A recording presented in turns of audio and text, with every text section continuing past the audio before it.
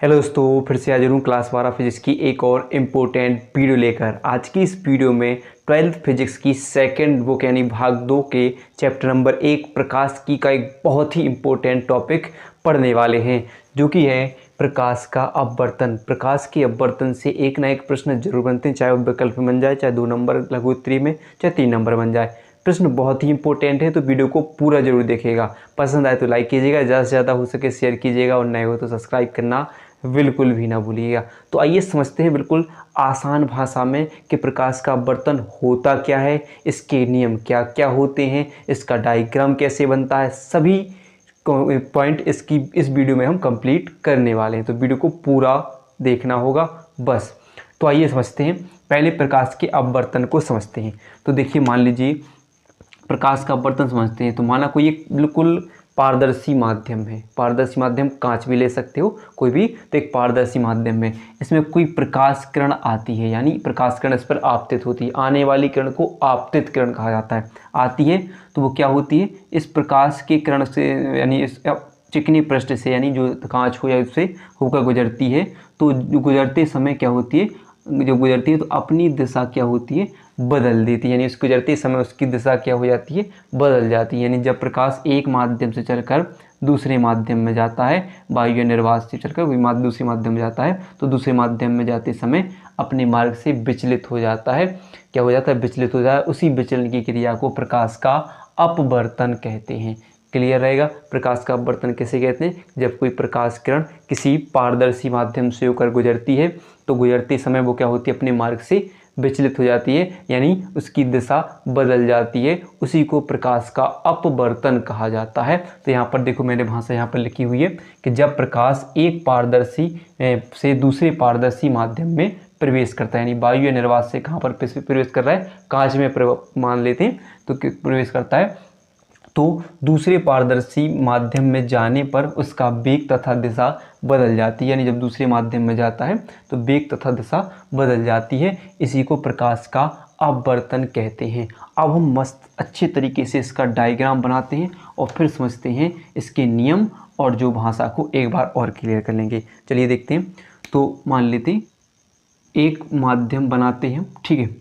एक माध्यम मान लेते हैं कांच है, और दूसरा माध्यम क्या है, वायु है। परिभाषा पढ़ रहे थे हम, जब प्रकाश एक पारदर्शी माध्यम से दूसरे पारदर्शी माध्यम में प्रवेश करता है तो दूसरे माध्यम में जाने पर उसका वेग तथा दिशा बदल जाती है। तो पहला पारदर्शी माध्यम वायु, तो दूसरा पारदर्शी माध्यम क्या मान लेते हैं, कांच लेते हैं। तो जब उससे कोई प्रकाश किरण क्या होगी, प्रकाश किरण आपतित होती है, इसे हम आपतित प्रकाश किरण, आपतित किरण बोलते हैं। आने वाली किरण आपतित किरण जब किसी दूसरे पारदर्शी माध्यम में जाती है तो उसका क्या हो जाता है, दिशा व वेग बदल जाता है, यानी अपने मार्ग से थोड़ी विचलित हो जाती है। यानी किसकी ओर, यहाँ पर इन दोनों किरणों की आपतित किरण, और इसे बोलेंगे अपवर्तित किरण। अपवर्तित किरण, अपवर्तित किरण यानी जो माध्यम दूसरे माध्यम से गुजरी है उसे अपवर्तित किरण करेंगे। वो किसकी ओर झुक जाती है, अभिलंब। क्या होगा इस पर, अभिलंब मान लेते हैं।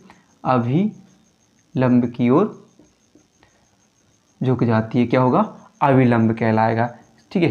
ये क्या होगा, अविलंब हो रहा। तो क्या करेंगे, आपतित किरण और अपवर्तित किरण, और आपतन बिंदु जहाँ पर ये विचलित हो रही है उसे क्या बोलेंगे, आपतन बिंदु, ठीक है। और उस पर क्या डालते हैं, एक अविलंब, यानी क्या होगा, अविलंब। इसको नाम अगर देना चाहो तो एन और एन डैश एक क्या है, अविलंब है, ठीक है। क्लियर है। तो क्या कहोगे कि क्या होगा कि भाई जब एक प्रकाश एक पारदर्शी माध्यम से दूसरे पारदर्शी माध्यम में जाता है तो क्या होगा, अविलंब की ओर झुक जाता है, यानी इसकी दिशा और वेग बदल जाती है। तो हमने पहला नियम बनाया है कि अपवर्तन का प्रथम नियम क्या कहता है, आपतित किरण, अपवर्तित किरण, आपतित किरण और अपवर्तित किरण तथा आपतन बिंदु पर, ये हो गया आपतन बिंदु पर खींचा गया अभिलंब, खींचा गया अभिलंब, तीनों एक ही तल में होते हैं। यानी तीनों कहाँ पर मिलते हैं, एक ही तल में होते हैं, तीनों एक ही तल में होते हैं। पहला नियम स्पष्ट हो जाएगा कि आपतित किरण, आने वाली किरण तथा आपतन बिंदु पर खींचा गया अभिलंब, तीन आपतित किरण, अपवर्तित किरण तथा आपतन बिंदु पर खींचा गया अभिलंब, तीनों एक ही तल में होते हैं। यह अपवर्तन का प्रथम नियम कहलाता है। क्लियर है। अब देखिए, यहाँ पर आपने एक चीज़ पढ़ी होगी, आपतित किरण तो आने वाली किरण के बीच बनने वाला कोण क्या कहलाता है, आई।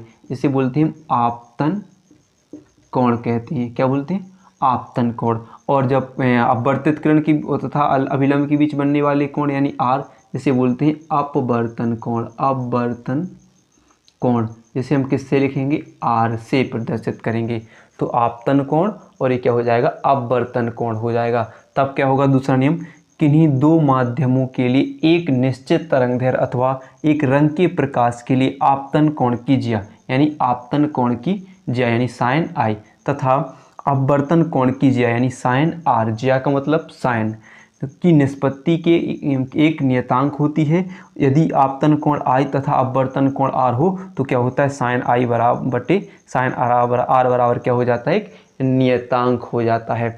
यानी सिंपल सी समझ आई कि किन्हीं दो माध्यमों में एक वर्णीय प्रकाश के लिए यानी कोई भी तरंगदैर्घ्य के लिए या रंग के लिए आपतन कोण की ज्या अपवर्तन कोण की ज्या किसके बराबर हो जाती है, एक नियतांक के बराबर होती है। यानी आप देखते हैं साइन आई बटे साइन आर, और ज्या का मतलब क्या होता है, साइन होता है।